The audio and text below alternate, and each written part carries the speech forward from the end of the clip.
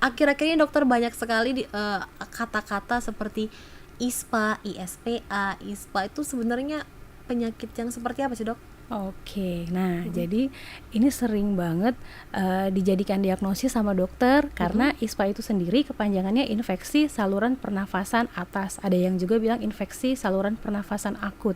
Infeksi ini meliputi hidung, mulut, kemudian ada laring, tenggorokan atau sampai ke pita suara. Sampai saluran itu namanya saluran bagian atas. Nah, ini sering banget nih pasien datang keluhannya dengan batuk, pilek atau hidung tersumbat, kemudian atau sakit tenggorokan. Nah, penyakit-penyakit yang gejalanya seperti ini biasanya kita kategorikan sebagai penyakit ISPA.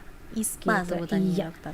Nah, kalau untuk masyarakat Batam sendiri, Dok, itu lebih dominan penyakit yang seperti apa? Memang ISPA ini kah atau Oke, gimana? jadi penyakit itu kita biasanya golongkan dua, penyakit menular dan penyakit tidak menular.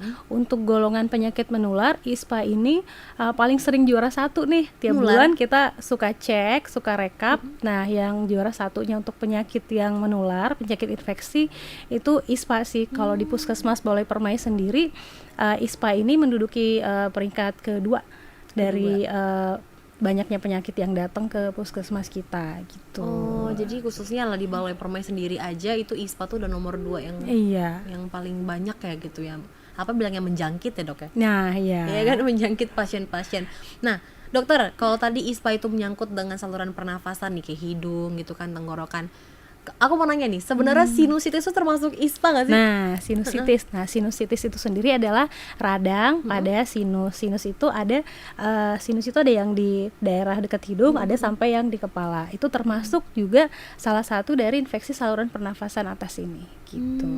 Sinusitis kan banyak ya, Dok ya. Maksudnya kadang orang ada yang bilangnya alergi udara dingin, alergi udara panas. Jadi kalau sinusitis sendiri sih bisa dipicu oleh alergi cuaca, misalnya nggak tahan dingin, terus sinusitisnya kambuh, bisa banget. Tapi itu termasuk memang ISPA itu, dokter ya? Bisa. Nah, kalau itu kan sinusitis. Aku pernah dengar, Dok, istilah rinitis tuh. Rinitis. Nah, rinitis itu ada yang namanya rinitis alergi. Rinitis alergi itu biasanya kambuhnya karena dipicu karena alergen. Alergen itu hal yang bikin alergi. Contohnya debu.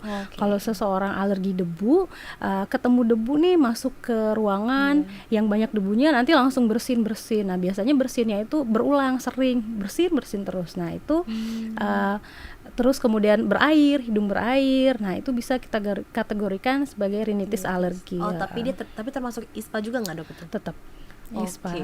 Nah, kalau tadi ini mungkin ada perbedaan nih, dokter ya, kayak sinusitis dengan rinitis itu berbeda. Kalau rinitis itu lebih ke ada pemicunya gitu, Dok ya?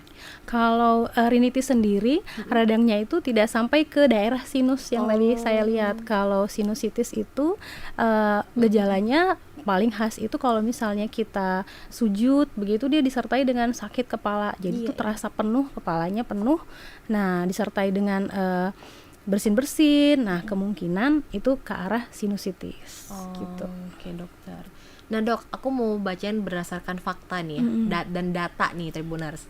Nah, berdasarkan data yang dirilis Dinkes Kota Batam selama semester pertama 2023, sekitar 16.000 lebih warga Batam mengidap ISPA. Itu kenapa kira-kira, dokter? Iya, banyak loh. Ribuan. Nah, ISPA ini penyebabnya yaitu dari udara nih, Mbak. Jadi organ yang berhubungan langsung berpapasan sama udara itu kan organ pernafasan. Nah, jadi kalau misalnya udara itu di dalamnya ada virus, ada kuman atau bakteri, kemudian kita sebagai manusia yang daya tahan tubuhnya nggak bagus, nah udah deh jadinya ketemu sama virus langsung kita terinfeksi, terjangkit. Nah, kayak gitu. Kita ini kan ada orang tuh yang kalau misalnya kehujanan tiba-tiba sakit, nah kayak gitu. Tapi ada orang yang enggak, biasa aja gitu, fine aja. Nah, ini berhubungan banget sama daya tahan tubuh kita. Jadi daya tahan tubuh itu dipengaruhi apa tuh? Bisa juga karena usia, kalau kayak anak kecil atau mungkin yang sudah berumur itu kan daya tahan tubuhnya tidak sebagus kita dewasa yang produktif. Nah, itu pasti mereka lebih gampang terjangkit. Kemudian juga cuaca kayak pancaroba, kadang hujan, kadang panas. Aduh, Batam banget ya, Dok. Batam banget ya akhir-akhir ini ya. Iya, betul Makanya kan? kasusnya naik ya. Iya, betul. Nah, bisa juga atau mungkin faktor-faktor lain kayak makanan, jadi itu sensitif. Misalnya dia sering makanan yang dingin, es, atau mungkin yang berminyak. Nah, bisa juga. Kemudian juga dipengaruhi stamina kita itu olahraga. Misalnya dia jarang olahraga nih, atau istirahatnya kurang nih. Udah deh, kalau kayak gitu gampang banget badannya ngedrop. Kemudian ketemu sama udara yang ada virus atau kumannya, udah deh kena. Kalau Gitu. tadi kan penyebaran penularan ya dokter karena udara. Nah, kalau misalnya dokter tadi kan udara, ini berarti maksudnya ada orang yang sakit di situ lalu menyebarkan udara, atau bisa saja orangnya udah pergi nih, Dok. Tapi udaranya masih ada di situ Nah, gitu. itu dia. Jadi ternyata udah diteliti nih.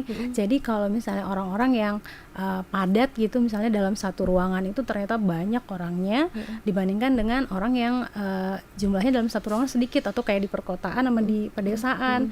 Nah, ternyata itu orang yang dengan kondisi ruangannya padat, orangnya rame, nah itu tuh lebih gampang terjangkit dibandingkan yang nggak rame nih gitu. Jadi emang bergantung juga gitu.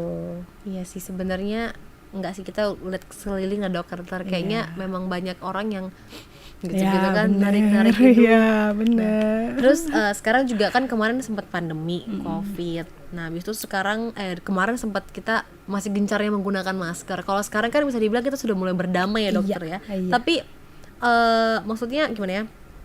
Apakah sekarang ini dengan kita ngeliat orang nggak banyak gunakan masker itu lebih rentan nggak, Dok? Karena kita juga udah vaksin kan, Dok? Iya, bener. Nah, itu dia. Jadi berarti ada dua hal nih tentang masker sama vaksin. Kalau untuk masker memang presiden sendiri sudah mencabut ya, udah nggak pandemi lagi nih, jadi udah buka masker. Tapi sebenarnya masker itu bukan cuman virus COVID aja, bukan buat COVID, kan bisa buat yang lainnya. Iya sih. Apapun virus atau kuman atau penyakit yang berhubungan dengan udara, ya salah satu pencegahannya dengan menggunakan masker gitu loh. Jadi kalau memang kita rasanya nggak fit, terus kita tidak mau orang-orang di sekeliling kita kena, kayaknya kita harus sadar diri pakai masker. Iya sih, kayak dokter. gitu. Agak Jadi mulai jarang sekarang. udah jarang kayaknya ya. Karena orang mungkin mengidentikan masker dengan pandemi COVID. Padahal sebenarnya masker bukan cuman untuk si COVID aja gitu. Tapi kita bisa ngeliat sih, Dok, sebelum memang kalau Nadia mau throwback ya, sebelum COVID memang agak jarang sih, Dok, Jarang masker sih. digunakan. Bener. Sekarang pun mungkin penggunaan masker itu ini agak berbeda dengan penjelasan kita. Cuman kayaknya penggunaan masker sekarang tuh lebih kayak orang lebih insecure, Dok, sekarang. Oh ya, gitu Karena ya? masa sih, Dok? Iya. Jadi Nadia tuh ngelihat kalau misalnya kita jalan, kalau dia nggak gunain masker, dia lebih insecure, Dok, malu. Itu Dia lebih- kayaknya mungkin paradigma aja Iya, kali ya. enggak, dokter kayak bener deh gitu. Oh gitu ya. Nggak tahu sih.